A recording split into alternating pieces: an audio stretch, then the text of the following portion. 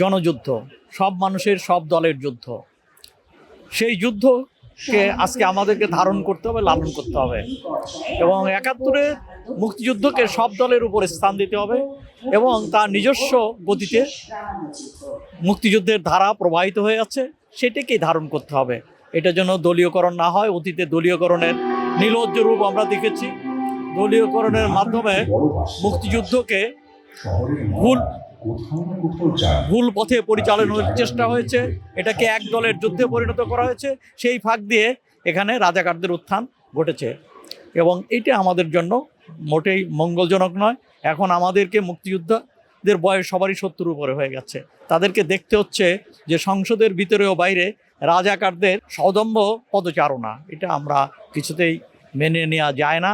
অতএব আমার মনে হয় যে দল করেন, যে অবস্থানে থাকেন না কেন, ৭১-এর ধারায় এবং ৭১-এর চেতনায় সবাইকে ঐক্যবদ্ধ থাকতে হবে।